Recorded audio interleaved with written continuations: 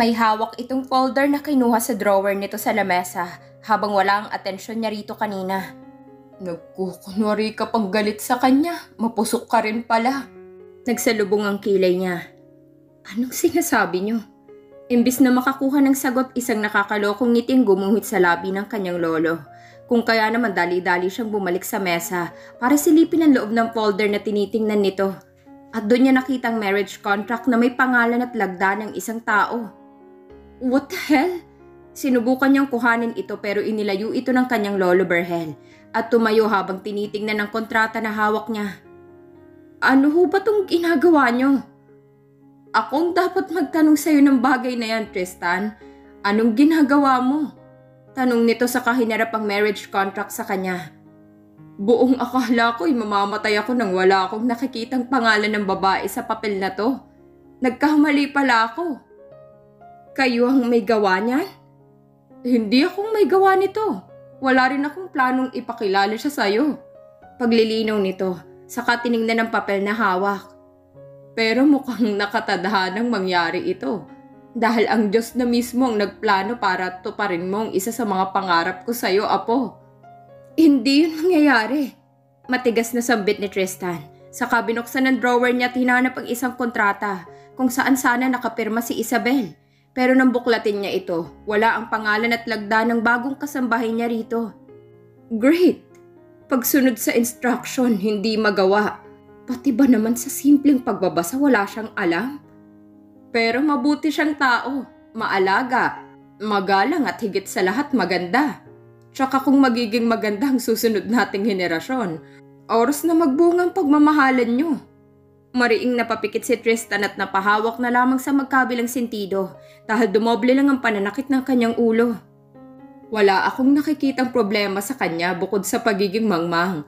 Maaari naman siyang matuto sa pamamagitan ng pagpasok ng eskwelahan. Ano pang problema? Tanong ni Lolo Berhel, saka tinapik ang balikat ng apo. Halos 5 taon na ako nagpapakilala ng mga magagandang dilag sa'yo, pero ni isa sa mga yun wala kang natipuhan. Ito na ang tamang oras para magpakasal ka at bigyan ako ng apo sa tuhod, Tristan. Hindi na magtatagal ang buhay ng lolo sa mundong ito. At hindi ko rin hahayaang tumanda ka nang hindi nararanasan magkaroon ng kasintahan at isang pamilya. Hindi kumibo si Tristan dahil abala siya sa pag-iisip ng paraan para matigil ang kanyang lolo sa binabalak nito. Pangako, hindi na ako magpapakilala ng mga babae sa'yo at hindi na ako manggugulo sa buhay mo oras na magpakasal ka na. Rinig pa ni Tristan kaya naimulat niya ang mga mata. Sige, kahit sinong babae nang pakasalan mo basta mabigyan lang ako ng apo sa tuhod. Ayos nang lolo, mamamatay ako ng nakangiti at walang dinadalang sama ng loob. Nasa 75 pa lang kayo at malakas pang pangangatawan nyo. Wala akong nakikitang dahilan para sumunod agad kayo kay Lola. Bakit nyo ba ako minamadali? Dahil nasa 30 anyos ka na, Tristan. Ikaw na lang ang pag-asa para magtuloy-tuloy ang lahi natin. Ibinaba ng kanyang lolong hawak na kontrata at tinitigan siya ng diretso sa mata. Wala kang makikitang problema sa kanya, kaya mamili ka. Pakakasalan mo siya o itutuloy kong pagpapakilala ng mga babae sa'yo para makapili ka kung sinong pakakasalan mo. Deal or no deal? Paano ako nakakasigurong tutupad kayo sa usapan? Tanong ni Tristan sa kanyang lolo Berhel na lalong lumalaking ngiti sa labi sa naging sagot niya. Malalaman mo kapag kinasal na kayo, tugon ni Lolo Berhel saka naglakad pabalik sa upuan ng kanyang apo. Tristan, may isang salita ang lolo. Kailanman ay hindi ko nagagawang hindi tumupad sa usapan. Hindi kumibo si Tristan at nanatili ang kanyang tingin sa marriage contract na hawak ng kanyang lolo. Pakiramdam niya'y pinaglalaroan siya dahil wala pa mang isang linggong kasambahay na ito sa kanya. Nakagawa na ito agad ng isang malaking pagkakamali na pati siya ay nadamay. Hindi ba talaga kayo makakapaghintay na makapag-asawa ko? Hindi maiwasang itanong ni Tristan dahil halos araw-araw palaging pinapaalala sa kanyang pagkakaroon ng kasintahan at pag-aasawa. Noon ay hindi naman niya ito pinapansin dahil alam niyang titigil din ang Lolo Berhel niya sa ginagawa nito. Pero nagkamali siya dahil umabot na sa punto may mga babae nang ipinapakilala sa kanya at ang malala, kumuha na rin ito ng marriage contract. para sa kanya na kahit anong punit niya wala ring kwenta dahil marami itong kopya. Paano ka mag-aasawa kung puro trabahong inaatupag mo, Tristan? Matanda ka na, iho. 30 years old pa lang ho ako. Aba, matanda na yon. Baka hindi mo alam na taon-taon ay nadadagdagan ng mga edad natin. Pero nababawasan naman ang kakayahan nating magbigay ng lahi. Katwiran nito. Hihintayin mo bang hindi na tumayo yan bago ka makapagpasyang mag-asawa? Lolo, ikaw na lang ang pag-asa ng Vasquez na magpatuloy ng lahi natin. Ako ay gustuhin ko magkaroon pa ng anak pero wala na ang lola mo. At di na kaya ng balakang ko. Dagdag pa ni Lolo Berhel sa kahinimas-himas ang likurang bahagi ng katawan. Ang iyong ama naman ay hindi na rin kaya. Ikaw na lang ang nag-iisang lalaki sa mga apo ko na nakaupo sa trono at reyna na lang ang kailangan mo upang magtuloy-tuloy ang lahi natin at maging masagana ang ating kaharian. Napahawak sa sentido si Tristan dahil sa kahihiyan. Kakaibang imahinasyon talagang meron ito na ipinagpapasalamat niyang hindi niya namana. 1 linggo. Bigyan niyo ako ng 1 linggo para mapag-isipan ang bagay na to. Hindi ito business proposal para mag-isip ka ng ganun katagal. Tumayo ito at umalis sa mesa ng kanyang apo. 1 araw lang ay sapat na. Kaya bukas ng umaga umaasa akong may sagot ka na. What the heck? Bakit bukas agad? Aba, wag mo akong mamura-mura, Tristan. Gamit ang hawak nitong tungkod, tinangka nitong paluin ng apo na mabilis na kailag sa kanya. Ilang taon na akong naghihintay, baka akala mo. Masyadong mabilis ang araw. Yun nga ang punto ko, mabilis lang lumipas ang 1 araw. Kaya magdesisyon ka na. Yang 1 linggo mo na yan ay posibleng umabot ng 1 buwan. Kaya mamayang gabi, pag-isipan mo na ng maigi. Lumapit si Lolo Berhel sa kanyang apo saka tinapik ang balikat nito. Tristan, wag mo sanang bibiguin ng lolo. Isang malalim na buntong hininga lamang ang pinawala ni Tristan dahil kung magsasalita pa siya, paniguradong haba pa lalo ang kanilang diskusyon. 1, 2, 3. Sabay na ibinalibag ni na Isabel at Rhea ang makapal na kumot sa sampayan matapos banggitin ang napagkasundo ang bilang. Inayos nilang pagkakasabit nito sa sampayan, saka piniga ang magkabilang dulo ng kumot dahilan para lumabas sa mga naipong tubig sa loob. Grabe, hindi ko akalaing ganito kabibigat ang mga kumot nila dito. Ani ni Isabel, saka pinunasan ng pawis sa sentido niya. Ang kumot na ginagamit namin sa probinsya ay sobrang nipis lang, kaya madaling labahan at mabilis din matuyo.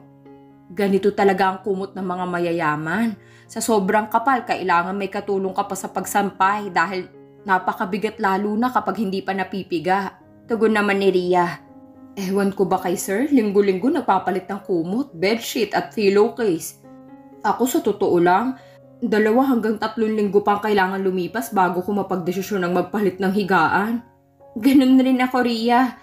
Aksayado kasi sa tubig at sabon kung linggo-linggo magpapalit ako ng sapin sa higaan. Pero palagi ko namang pinapagpag ang gamit ko para siguradong hindi pugaran ng mga surot. Totoo, sobrang aksayado sa sabon kung linggo-linggo ngang kasama sa paglalabang mga sapin natin sa higaan. Pagsang-ayon nito, saka kinuhang basket na pinaglalagyan nila ng mga sampayin. Pero syempre wala naman tayong magagawa kung itong gusto ng amo natin. Masyado kasing OC si Sir Tristan, kaya intindihin na lang natin. OC? Anong ibig sabihin nun? OC, kumbaga sobrang linis niya sa gamit, ayaw na magulo, gusto laging nasa ayos ang lahat. Paliwanag ni Rhea. Basta napakasinop ni Sir Tristan, ayaw niyang makakakita ng mga alikabok lalo na sa gamit niya. Madaling uminit ang ulo. Napatango na lamang si Isabel habang pinoproseso sa isip ang naririnig niya. Hindi rin niya gustong magulo at makalat na paligid, pero hindi siya masinop sa gamit. Isabel! Napahinto ang dalawa sa paglalakad ng humarang si Manang Rosa sa harapan nila. Gusto kang makausap saglit ni Sir Berhel. Narito siya sa garden, puntahan mo. Po? Bakit raw po? Tanong ni Isabel pero isang kibit balikat lang ang tinugon ni Manang Rosa sa kanya. Sige na, puntahan mo na si Sir Berhel. Ako nang bahala rito. Hanin ni Rhea, kaya walang nagawa si Isabel kundi ang pumunta sa hardin kung saan naghihintay sa kanyang matandang may matamis na ngiti nang makita siya. Sir Berhel, pinapatawag niyo raw po ako. May ipagagawa ho ba kayo? Tanong ni Isabel. Huwag ka nang maging formal sa akin, Isabel.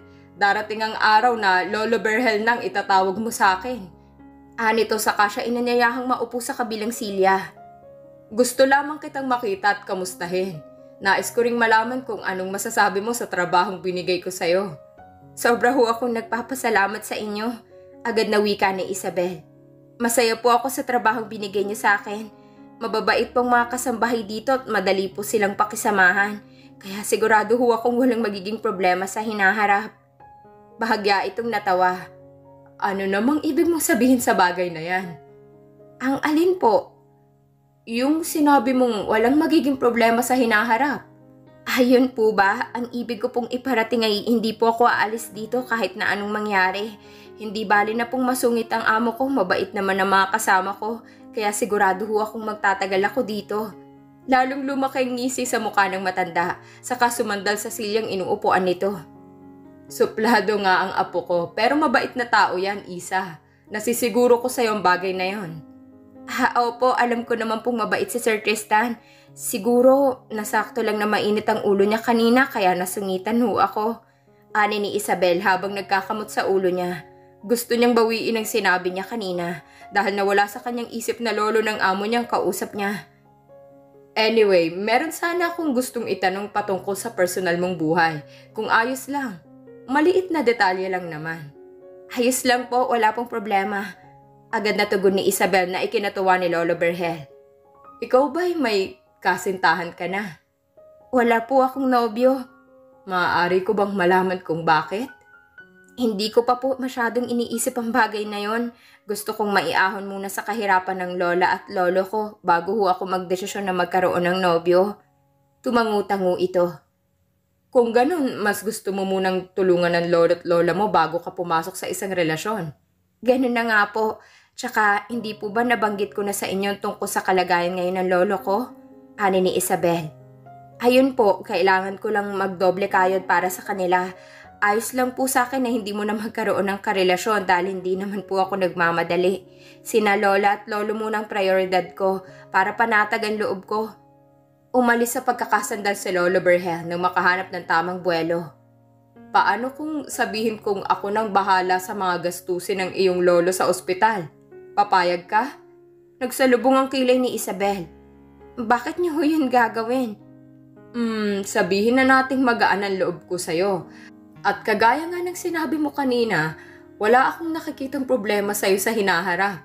Ani ni Lolo Berhel, saka ibinaba sa mesa ang folder na hawak niya mula pa kanina. Ikaw ang babaeng napili ko para ituloy ang henerasyon ng mga Vasquez. Bumaba ang tingin ni Isabel sa folder na ibinaba sa harap niya. Hirap siyang basahin ng nakasulat kaya tinanong na lamang niya. Tungkol ho ba saan ito, Sir Berhel? Hindi ko ho kasi maintindihan ang gusto niyong iparating sa akin. Nahihiyang sabi ni Isabel, saka binalikan tingin sa folder. Alam niyo naman po, hirap akong magbasa, kaya pasensya na po kung hindi ko mabasa ang ikaw ang babaeng napili ko para ipakasal sa aking apo. Katahimikan. Po, ano hong kasal? Hindi po ako kasal sa apo niyo. Nagpakawala ito ng mahinang tawa. Alam ko dahil mangyayari pa lang ang bagay na yon kung papayag kang pakasalan ng aking apo na si Tristan. Si Sir Tristan? Bakit po?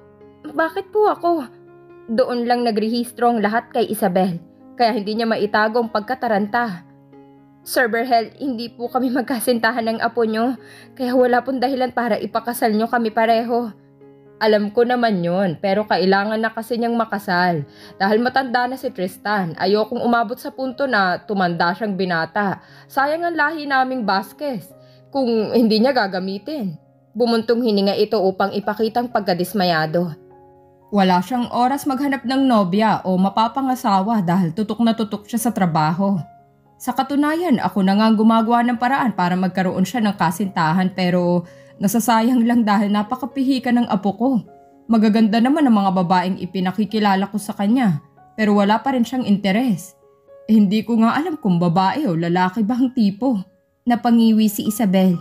Ganun ho ba? Oo, ganoon nga. At ako'y pagod na rin kahihintay magkaroon ng pangalan at pirma ang marriage contract na to dahil wala talaga siyang balak asikasuhin ito. Itinuro ni Lolo Berhel ang folder na nasa harap nila. Pero tadhana ng kumilos dahil sa maniwala ka man o sa hindi, pangalan mong nakalagay dito. Nanlaki ang mata ni Isabel. Paano pong nangyari yun? Abay, hindi ko alam. Sulat at perma mo ito, kaya wala akong kinalaman dyan. Binuksan itong folder at doon nakita ni Isabel ang pangalan at pirma niya sa isang bahagi ng papel. Ngayon, tatanungin ulit kita. Papayag ka bang pakasalan ng apo ko kapalit ng pagtulong ko sa lolo at lola mo? Lahat ng gagastusin, huwag mo nang alalahanin dahil ako nang bahala doon. Katahimikan. Ayos lang kung hindi mo pa alam ang sagot. Bibigyan kita ng isang araw para pag-isipan. Payag na po ako. Huminga ng malalim si Isabel. Payag po akong pakasalan ng apo niyo. Gulat ngunit isang malaking ngiti ang gumuhit sa mukha ni Lolo Berhel matapos marinig ang desisyon ng dalaga sa harap niya. Hindi inaasahan na magiging mabilis ang sagot nito, pero kakaibang tuwa naman sa kanyang dala nito. Masaya akong marinig yan, pero gusto ko lang din ipaalam sa'yo na wala nang atrasan ang kasunduang ito. Hindi laro ang papasukin mo, Isabel. Kaya naman umaasa akong seryoso ka sa tugon mo ngayon sa akin, iha. Seryoso po ako sa naging sagot ko sa inyo. Hindi po ba't pakakasalan ko lang naman ang inyong apo at tutulungan niyo naman po ako sa mga bayarin sa ospital ng aking lolo? Naiintindihan ko po ang papasukin ko, Sir Berhel.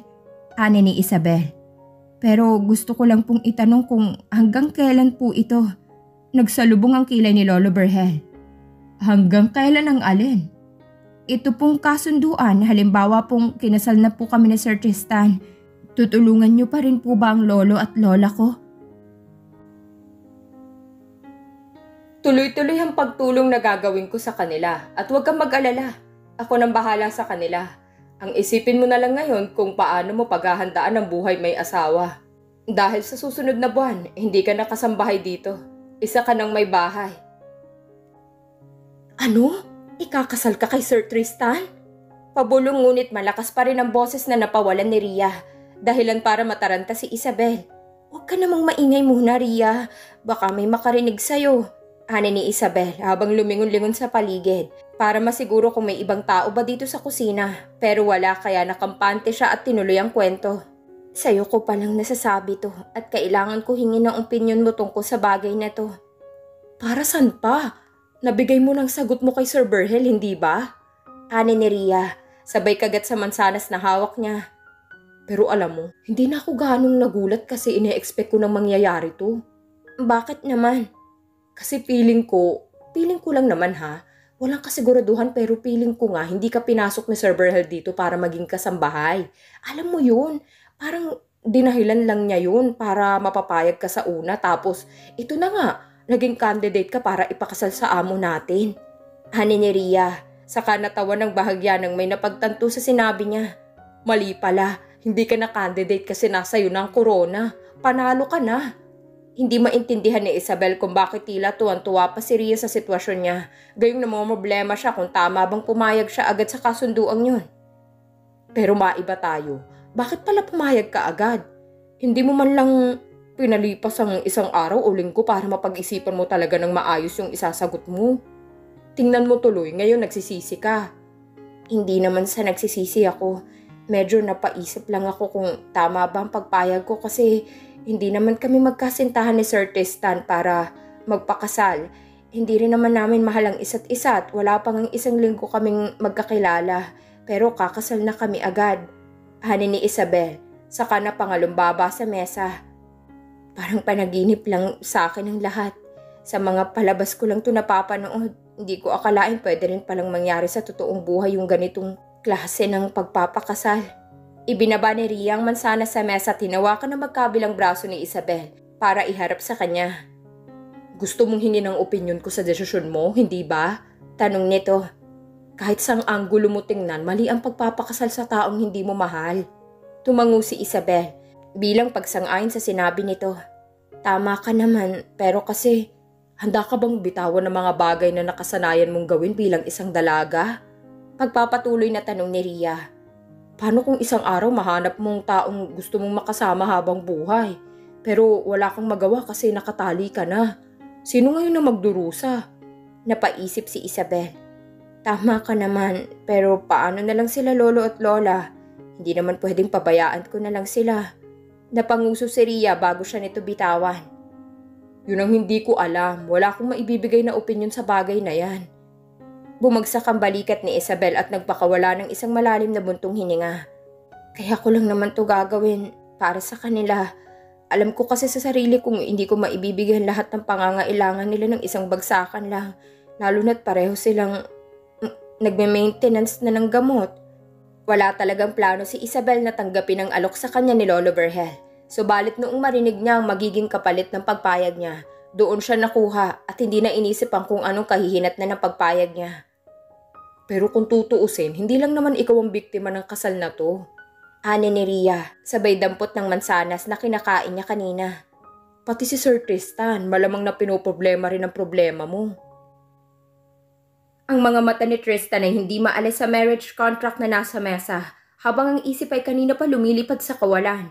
Ang daming tanong sa kanyang isipan na kahit may kasagutan na ayaw pa rin tanggapin ang isip niya.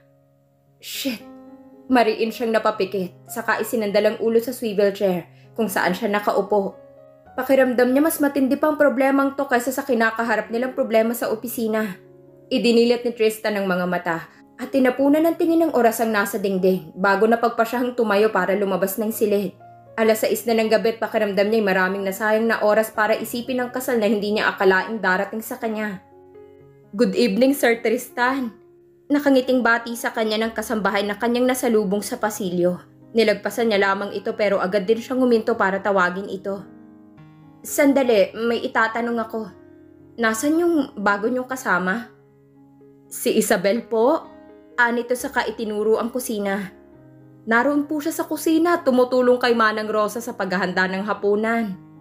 Agad namang nagtungo sa kusina si Tristan at sa eksaktong pagpasok niya nasalubong niya ang taong sadya niya. May bitbit pa itong pitsyal na naglalaman ng malamig na tubig. Sir Tristan, kailangan kitang makausap. Sumunod ka sa akin. Saka tumalikod si Tristan at naglakad pabalik sa opisina. Taka namang sumunod sa kanya si Isabel na hindi na malayang bitbit pa ang pitsyal na ibababa niya sana sa dining area. Bakit dinala mo pa yan? Sa lubong ang kilay na tanong ni Tristan nang makitang hawak pa ni Isabel ang dapat ay nasa mesa. Sorry po, hindi ko namalayan. Ibababa ko lang po saglit. Hindi na, dyan mo na muna ibaba sa mesa. Tinuro ni Tristan ang mesa na nasa gitna ng mga sopa. At maupo ka rin muna dahil may mga gusto akong linawin sa'yo. Maingat namang ibinaba ni Isabel ang pitsyal sa babasaging mesa at naupo sa malambot na sopa. Tumingin siya sa kanyang amo na may kinuhang folder sa office table nito. At sa nakikita niya, batid niyang seryosong sasabihin ito sa kanya. Sabihin mo sa akin ang totoo. Sinadya mo ba talagang dito pumirma sa marriage contract?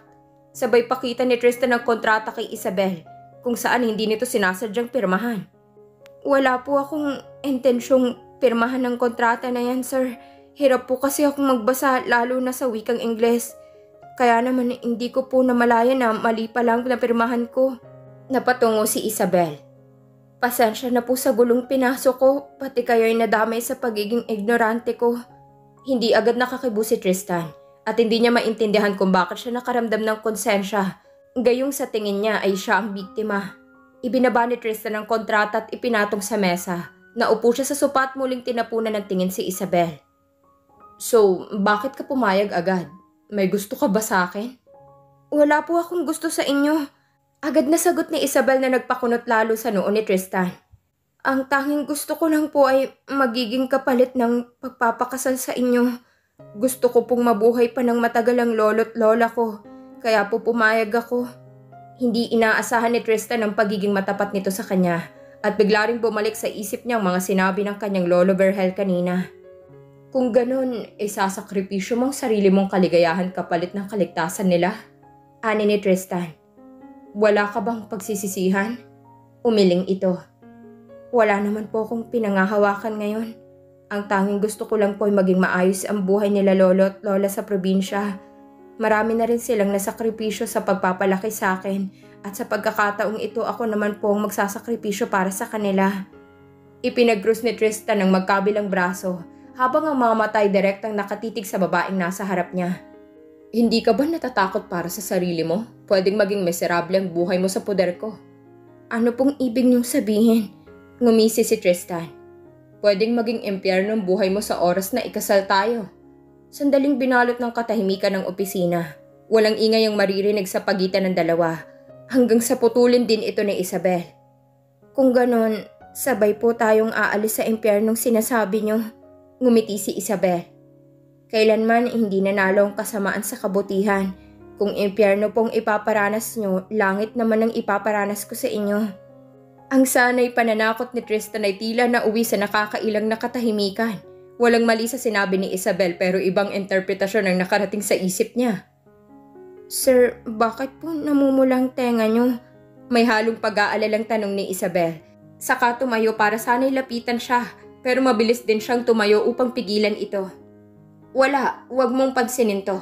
Hanin ni Tristan saka itinurong pitchel na nasa mesa. Dalhin mo na yan sa ibaba, makakalabas ka na. Tapos na po ba tayo? Sa ibang araw na lang tayo mag-usap, makakaalis ka na. Hanin ni Tristan saka nagtungo sa office table niya at nagkunwaring abala sa mga papel na nagkalat sa ibabaw ng mesa. Inangat lang niya ang tingin nang marinig ang pagsara ng pinto. Senyales na nakalabas na si Isabel. She's really something else. Ang tanging salitang lumabas kay Tristan matapos maiwang mag-isa sa opisina. Hindi niya alam kung sino ang dapat sisihin. Ang pagiging ignorante ng mapapangasawa niya o bigla ang pagiging malisyoso ng isip niya. Mabilis lumipas ang mga araw kung saan natagpuan na lamang ni Isabel ang sarili na nakaharap sa malaking salamin. Suot ang puting wedding gown at ang belo ay ikinakabit na rin sa kanyang ulo. Napakaganda mo ngayon, Isa! Wika ni Rhea habang pinagmamasdan ang kabuuan niya, lalo nang hinaharap nito. Grabe, hindi ko akalaing may itinatago kang alindog sa katawan. Napatakip si Isabel dito. Huwag mo namang titigan, nakakahiya. Isa, hindi dapat ikinakahiya yan. Ipinagmamalaki yan. Hanin ni Rhea na hindi maiwasang ikumparang sa kanya. Baka naman pwedeng makahingi kahit kaunti nang magkalaman naman ng akin. Kung pwede lang, ibinigay ko na sa iyong lahat. Hanin ni Isabel saka ibinalik ang tingin sa refleksyon niya sa salamin. Pakiramdam niya ibang tao siya dahil ngayon lamang siya naayusan at nagsuot ng isang magarang damit. Komportable siya sa suot na wedding gown. Subalit hindi niya maiwasang mailang dahil para sa kanya, masyadong revealing sa parte ng hinaharap niya. Ma'am Isabel, 10 minutes na lang, mag-ready na po tayo. Wika ng isa sa mga wedding planner. Nakangiting tumango si Isabel dito, saka nagpakawala ng isang malalim na buntong hininga. Hindi alam ni Isabel kung ano ang dapat na maramdaman sa mga oras na ito. May kaba, takot at nervyos. Dahil ilang minuto na lang ang natitira, mapapalitan na ang apelyido niya. Masyadong mabilis ang mga nangyayari at nalulula na lamang siya sa ilang mga pagbabago sa paligid niya. Katulad na lang ng pagtrato sa kanya ng mga katulong sa mansyon na para bang amo na rin kung siya'y kausapin at pakitunguhan. Hindi siya sanay at hindi niya alam kung siya'y masasanay. Sa pagbiyahe patungong simbahan, lalong lumakas ang kabog sa dibdib ni Isabel. Hindi mapakali sa kinauupuan at panay tingin sa bintana ng kotseng kanilang sinasakyan. Ang puso niya parang lalabas na habang papalapit sila sa simbahan. Ang dami raw tao sa simbahan, Isa. Napalingon si Isabel kay Rhea na nakaupo sa passenger seat, hawak ang cellphone. Complete attendance ang buong angkan ng Vasquez. Hindi nakatulong ang sinabi ni Rhea para kumalma si Isabel. Lalo lang siyang hindi napalagay dahilan para magdalawang isip kung itutuloy niya pa ito. Hindi niya maintindihan ang sarili kung bakit ngayon pa niya naisipang umatras sa kasunduan. Gayong sa mga nagdaang linggo ni hindi sumagi sa isip niyang bagay na ito. Hindi, para ito kay Lola at Lolo. Tinampal-tampal ni Isabel ang magkabilang pisngi para gisingin ang sarili at labanan ang kabang nararamdaman. Makalipas ng ilang sandali huminto ng sasakyan nilang kotse sa harap ng isang malaking simbahan. Nakita ni Isabel ang ilang wedding planner na nakaabang na sa labas at nagmamadaling magtungo sa pwesto niya nang siya'y makababa ng kotse. Halika na ma'am, kayo na ang susunod na maglalakad sa altar. Wika ng mga ito habang inaalalayang humakbang si Isabel sa hagdan patungo sa nakasaradong pinto ng simbahan. Isa, good luck! Pagpapalakas ng loob ni Rhea na kasamang nag-aayos ng wedding gown na suot ni Isabel. Dahan-dahan ka lang sa paglalakad ano? Huwag ka magmadali, chill ka lang at huwag ipakitang kabado. Tumangutango si Isabel at muling nagpakawala ng isang malalim na buntong hininga. Humigpit ang hawak niya sa wedding bouquet sa habang unti-unting bumukas ang pinto. Hudyat para siya'y magsimulang maglakad patungo sa altar. Pumungat sa kanyang maraming bisita na halos hindi niya kilala. Sa bawat hakbang niya, Palakas ng palakas ang kabog sa dibdib niya dahil ramdam na ramdam niya ang kakaibang mga titig ng bisita na tila ba minamata siya. Sa kalagitnaan ng kanyang paglalakad, nahinto si Isabel nang marinig ang isang malakas na hiyaw na nanggaling mula sa kanyang likuran. Itigil ang kasal! Napalingon si Isabel rito pati na rin ang mga taong nasa loob ng simbahan at napasinghap ang lahat nang makita ang isa pang bride. Nagmarcha ito palapit sa kanya at tiningnan mula ulo hanggang paa. Sino ka namang babae ka? Nito sa kanilingon ang groom na nasa dulo ng altar na sana'y nag-aabang sa bride pero nagtungo na ito sa gawin nila para alamin ang problema at kaguluhan. Anong nangyayari dito? Ang tanong ng groom. Sa kanilingon si Isabel na halos lumuwa ang mata dahil sa gulat at pagtataka. Sino ka naman? Ano bang... Hindi alam ni Isabel kung anong salita ang dapat na lumabas sa bibig niya dahil ibang taong nasa harap niya. Hindi si Tristan, isang estranghero. Isabel! Napalingon si Isabel sa labas ng simbahan nang marinig ang boses ni Ria, kasamang ilang wedding planner na nagtatakbo palapit sa gawin nila. Mali tayo ng pinasukang simbahan. Nasa kabila ang kasal mo. Ramdam ni Isabel ang pag-init ng buong katawan niya at pamumuunang pawis sa sentido, dahilan para magawa ang iniisip niya kaninang pagtakbo palabas ng simbahan. Naging matagumpay ang seremonya ng kasal sa kabila ng kalituhang nangyari sa dalawang simbahan na halos magkatabi lang. Narito na ang lahat sa wedding reception. Subalit ang kahihiyan na nararamdaman ni Isabel na mula pa kanina hindi mawala-wala sa kanya. Hindi magandang pinaglalaroan ng pagkain. Nabalik si Isabel sa katinuan nang marinig ang boses ni Tristan. Sorry. Agad na binitawan ni Isabel ang kubyertos at hindi maiwasang ikumpara ang pinggan niya sa pinggan ni Tristan. Simot na simot ito na para bang isang malaking kasalanan na may matirang katiting na pagkain dito. Inangat ni Isabel ang tingin sa kabuuan ng wedding reception. Hanggang ngayon hindi pa rin siya makapaniwala na ganito karaming mga bisitang dadalo sa kasal, gayong sa side lang ni Tristan ng mga taong narito ngayon. Wala ang kanyang lolo at lola dito dahil nakiusap siyang wag munang ipaalam sa mga itong pinasok niyang gulo. Ayaw niya munang iparating ang nangyari dahil batid niyang hindi kakayanin ng puso ng lolo at lola niyang malalaman nila.